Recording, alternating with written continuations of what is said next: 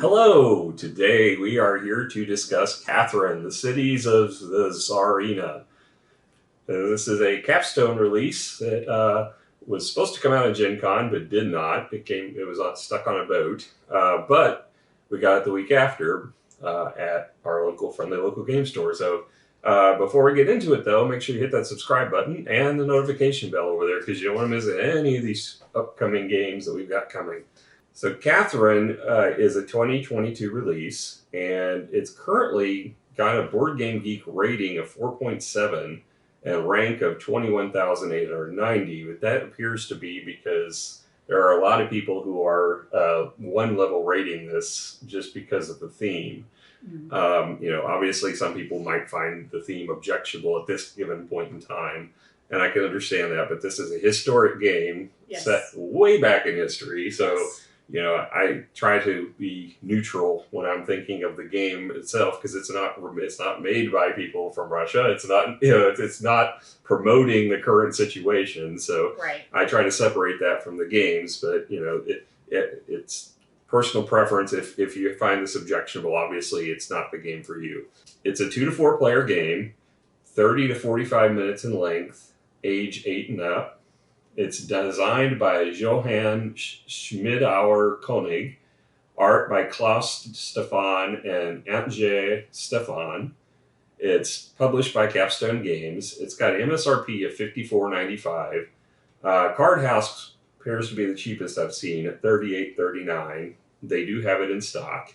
Miniature Market has it for $41.99. It's not in stock. It's already sold out.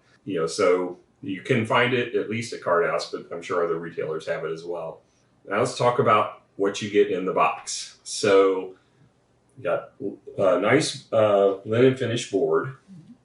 You got cards, which oddly are not linen finished. They're smooth finished.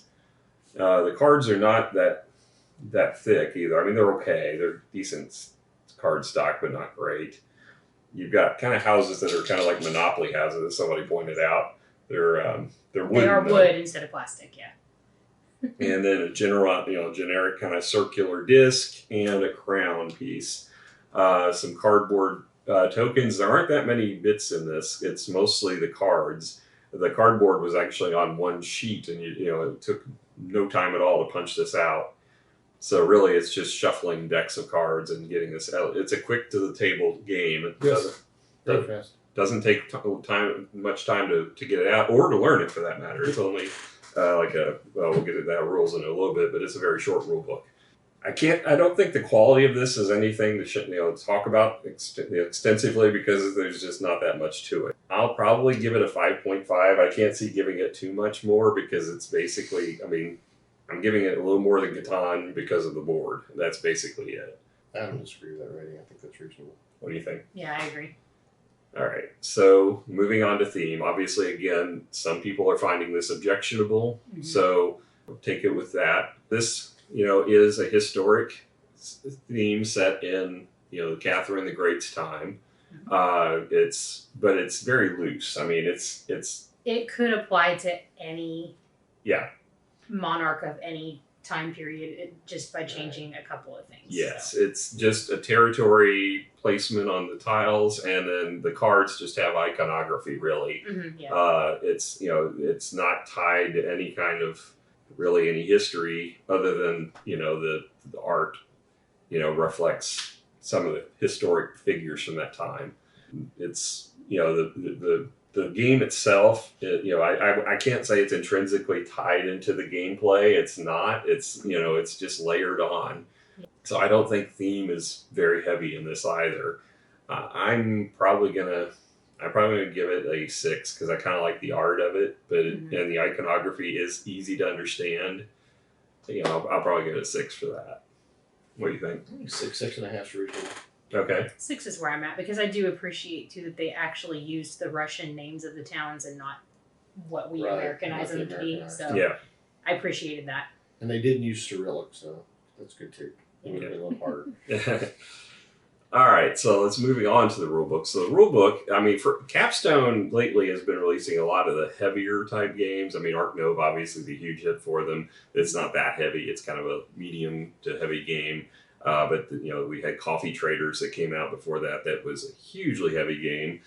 So they've been on the heavier end. This one goes back to the other extreme. This is kind of a light to medium game. I wouldn't call it an entry level, but it's probably one step above that. Yeah. Good second game if you got somebody introduced and comfortable. Like there are a lot of things to remember. They're just not hard things to remember. Right. Yeah, exactly. So the rule book itself is only 8 pages long, which is definitely unusual for a Capstone game. The cover is just kind of a partial cover. It goes straight into kind of the objective of the game and the materials of the game, and then you've got the setup and then the actual how you play your turns, because it's a really basic actions. It just takes you a little bit of thought to get behind it because it's not as intuitive as what your typical card placement game is. Yeah. But once you get the actions down, it's just repeating them over, and the game picks up really quick once you get it. And then the real trick is just learning the iconography. There's no cheat sheets, which was my big grievance with the rule book, but it's on the back 2 pages as far as what all the iconography is on the cards. And there's not that many different patterns. So once you pick it up, you've got it. Right.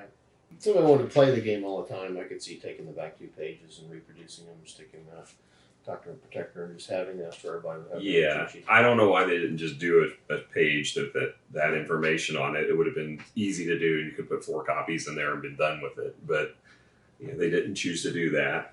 It's a simple read, and the scoring and everything is very well laid out. It's easy to understand. The only thing I didn't like is there's like a section for additional rules at the back, and then the actions overview is at the back instead of where you do the actions up front. So, like for example, when you place the building, you collect a tile from the space, which looks like that's intuitive what you would do, but it's not stated when you actually read it early in taking the actions or where the card is. It just says you place a building. It's not until, it is, I guess it's before you get to the cards. It actually tells you that you get to collect the token whenever you play it, instead of on the section where the buildings actually are with the card. Mm-hmm. It made sense to me to put it where the cards are as opposed to before, but that's a minor thing.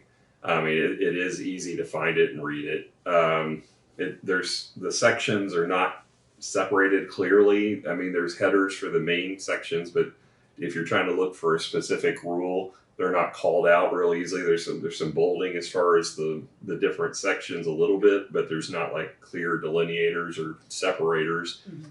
It's not, I don't think it's hard or a difficult read. It's just, it's not as clear as I think it should be. I'll probably go ahead and give it a 7. I think it's a decent rule book. Yeah. And it's simple. It's short enough because it is a simple game. So there's not a lot that you can do that makes it horribly wrong. And the rules are very easy to understand once you read it. So any disagreement? I mean, not for me. I think it's like I said, short rule book. Yeah. Easy to grasp. It's overall pretty good. All right. So let's talk about the gameplay. So you start the game out with a hand of 6 cards dealt to you, and you're going to play immediately 3 of those to create a beginning of an action row. So you've got, let me move this.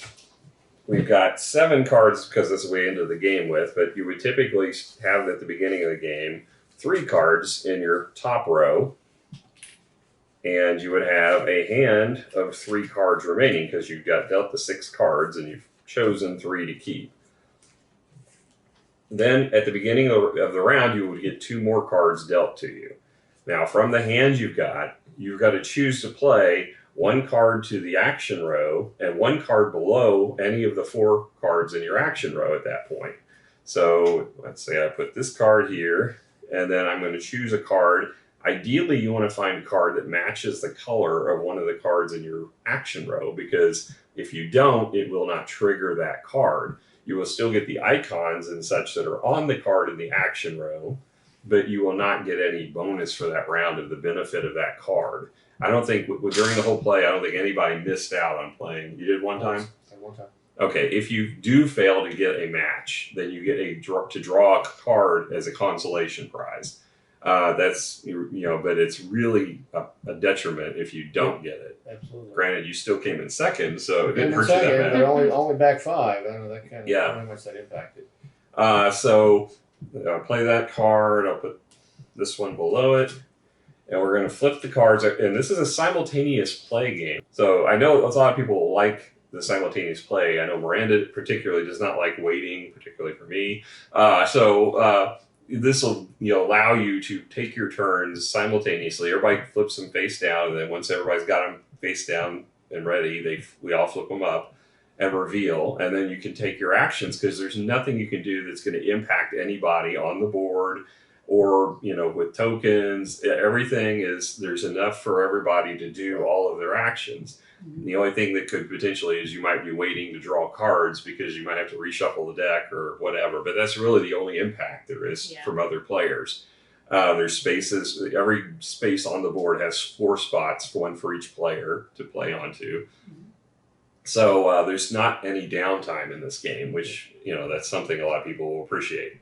But in this case, I played a blue card in my action row, and I chose to put a blue card underneath it. I could have just as easily instead played a yellow card onto this one and flipped it up. It doesn't have to be your most recent card you played that you play your card on. It could be any of the cards that are in your tableau. But I chose this one. So this one gives me an icon at the top of each of these cards that is for the kind of the grayish blue, the teal, and the yellow regions of. And these icons, this actually that's a brown. But these icons reflect these other icon tokens. Now they're handled differently because the ones that are on your cards will only be relevant for triggering other cards in your actions when you trigger them. These tokens that are on the board, you're collecting when you place your buildings to try to fulfill an objective card that you get dealt at the beginning of the game. So that card, if you manage to fill it up, will be worth 12 bonus points, but it can be from 5 to 12, depending on if you gather 5 to 7 of these tokens that match what's on your card. So in this case, I'm going to get those icons automatically, but I'm also going to get to trigger the action at the bottom of this card because I played a blue card that matched the color. So in this case, for every kind of the bluish grayish token icon and every brown icon, I get to draw a bonus card. And I've got 2 brown cards already in play, and I've got the bluish and brown on this, so I would get to draw 4 bonus cards here, if my hand limit allows me to do that. So there's a track over here on the side that you start at the very beginning with a limit of 3 cards. As you play, there's crown symbols that will allow you to move up that track, which will increase your hand size. It will also increase incomes for victory points during the game. And at the end of the game, it will give you a multiplier factor for scoring your longest path on the board that you've managed to create. So in this case, I can't draw because my hand size is only 3. I can't draw the 4 cards because I've already got 3 cards. So I would get 4 victory points as a substitute because for every card you can't draw when you hit your limit, you get to get a victory point. See, I like the fact that there's kind of a makeup thing. If you can't do the perk because your hand size, you don't lose out completely. You get a substitute. Right. And that's with everything, every scoring thing you do. There's never a detriment. Yes. You get something or you don't get anything, but there's never a negative. Right. There's not any penalties in this. That's what I like. I mean, if you hit the top of the track on the favor track, you get victory points instead when you move up the track. So there's bonus alternative scoring that you could get instead, which is nice. Yeah. So the various actions you might see on a card are ones that give you victory points, ones that let you draw cards, ones that let you place buildings onto the board, and ideally you want to try to make those be connected, but even if you can't, you get the token or the effect of the place you play. Mostly they're tokens, but there are spaces that give you kind of an income stream for victory points. Or for favor. Or you get, it's not an income, it's a one-time favor increase. But yeah, those are the various spaces you might find on the board. That's basically all you do. You play until you have 7 cards in your action row in the tableau, which means you would ultimately have 4 rounds of play, and there'll be 4 cards, therefore, in your activation row. Yes. So the activation cards are only there to trigger the cards above them. The colors are the only thing that matters. The icons, all the actions on them, they're just wasted because those cards will ultimately go to your discard or to the discard pile and removed at the end of the round when we do cleanup. So after you get everybody's played 7 or to the point where they have 7 cards in front of them, which is 4 actions again, then we're going to go through a scoring round. And at a scoring round, we're going to do kind of almost like a 7 Wonders comparison for the military strength. So there's cannons pictured on them. You're going to count how many cannons you have. You're going to compare it to the person on your left and on your right. But there's no penalty tokens like in 7 Wonders. Here, it's only benefit for you. So if you have the most over the person on your left, you get 4 victory points. If you tie, you get 2 victory points. Same for the right. So you have a maximum potential of scoring 8 victory points. Which is how I got a lot of my points. Yes.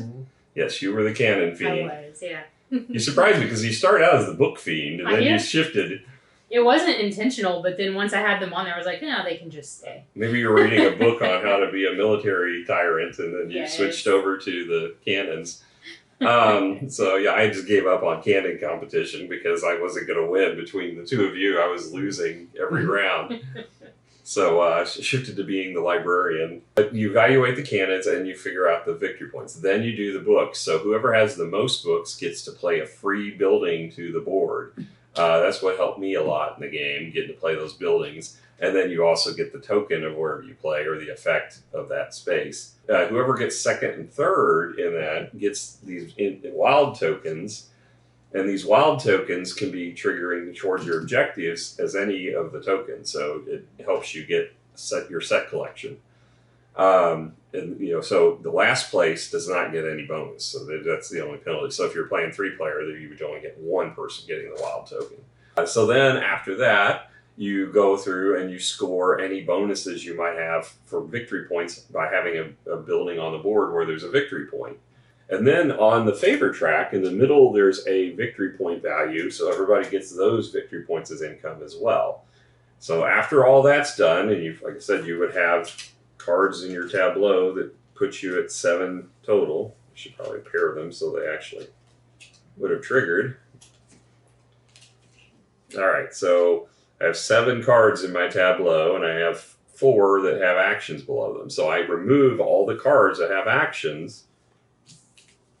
These are all removed, sent back to the discard pile, and I start my next round again with 3 cards, just like we started the game with. So it cleans itself up kind of after each round, which I like that as well. I thought it was a pretty slick system. And at the final scoring, after you've done this you're going to go through 3 iterations of this. And the final scoring, all your scoring at the end is basically the set collection aspect, which again is going to give you 5, 8, or 12 bonus points, and then your longest contiguous path that you have connected of your buildings, and times your multiplier on your board of how far you up the favor track. So I got 15 points because I had a multiplier of 3 and I had 5 connected buildings. So it can give you a nice swing at the end of the game, but it was tough to get those buildings down and balance with getting cards, and because a lot of the building effects required you to discard cards, so you kind of had to keep a maintenance of cards in your hand.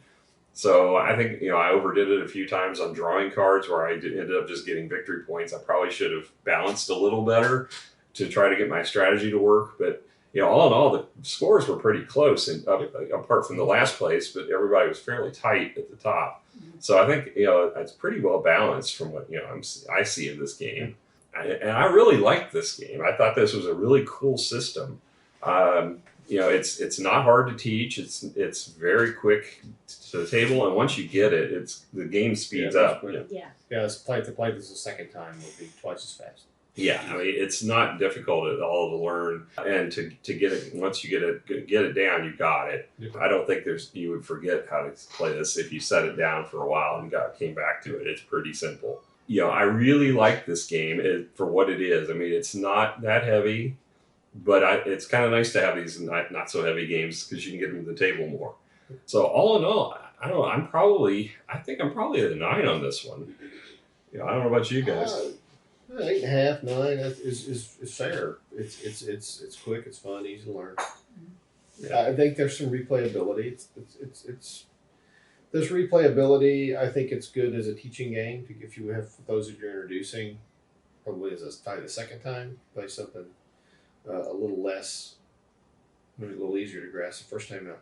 But I definitely can see it as high value for that as a intermediate teaching game, I guess, if you will. Yeah, I'm not really sure how you would classify it. It's not really an engine builder because you're not building any engine. You're building a little bit of a tableau, but it doesn't stay because you lose 4 of the cards every time, the ones you actually triggered.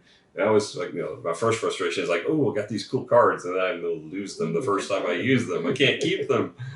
And then the other thing is you have to spend good cards to play trigger good cards. So it's like, man, I really want this card, but I need this color to trigger this. Yeah. So yeah, you got to make some tough decisions on sacrifices sometimes in this, which is also part of the game and part of the fun. So what was your score on this? I'm also at a 9. As previously mentioned, I am a history buff, and I really enjoyed what historical aspect there was. And I actually at one point found myself thinking they could have played this in Catherine the Great's time if it was a wooden board and they had cards and little tokens. They could have played this. Huh. And that was interesting to me. I also really like that you're not out to get anybody. No, you're just gathering points. Yeah, there's no conflict in this whatsoever. And that's kind of surprising given usually dudes on a map like games like this, you expect there's going to be some competition for spaces. There's zero competition in this, which may turn some people off. Some people are more competitive and want that interaction. This one definitely is more of a solitaire game that you're playing, apart from that scoring against your opponents. But I like some of the solitaire games, so it doesn't bother me. But yeah, I thought this was a really elegantly designed package. And I'm glad I got it. I'm glad it came out as quickly as it did after Gen Con. So it's clear that they were telling the truth. It was on the boats. It was ready to come. They just didn't get it to the convention. So, if nothing else, I got it cheaper because I got it at my friendly local game store instead of the convention. And it's one less thing to haul back. So, it worked out for me. So... So if you got a chance to play this, what were your thoughts? I'd love to hear what you think of it. And if you haven't got a chance to check it out, hopefully this made you think this might be worth looking at. It is available out there. You can still find it. Go out and give it a look. So until next time, we'll talk to you. Bye.